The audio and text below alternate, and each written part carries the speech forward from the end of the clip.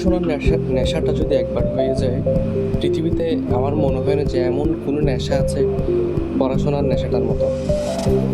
পড়াশোনা যে প্রত্যেক দিন রেগুলার পড়ে, সে কিন্তু না চাইলেও কিন্তু কিছু না কিছু পড়তে হবে তাকে। না চাইলেও কিছু না কিছু তার সাথে বইয়ের সাথে তার সম্পর্ক থাকতে হবে। অর্থাৎ আমার মনে হয় না যে যারা পড়াশোনার সাথে আছে তারা একদিনও মানে একটা জিনিস না পড়ে তারা থাকতে পারবে না।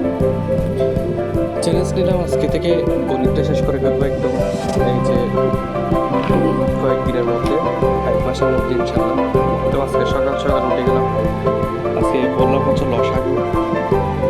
আমি উঠতেছি এখন যদিও, তো আজকে প্রায় আমার 3-4 ঘন্টা লেগেছে। লসাগুটা আমার একেবারেই আলহামদুলিল্লাহ আমার আয়ত্তে চলে এসেছে।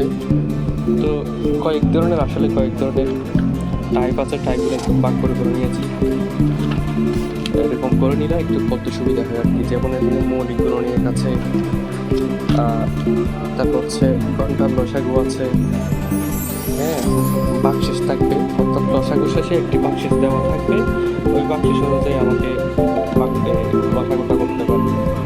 সেখানে আছে যথাক্রমে বাকশেষ থাকবে, ক্ষুদ্রতম সংখ্যার সাথে যোগ বিয়োগ, ক্ষুদ্রতম সংখ্যার সাথে যোগ বিয়োগ করে লসাগুটা বের করতে হবে। এদিকে তারপর গসাগু, আলহামদুলিল্লাহ লসাগু আর গসাগু আজকে ক্লিক করে ফেললাম। পরবর্তীতে একটু রিভিশন দিলে আর একটু পাকা হয়ে যাবে জিনিসটা।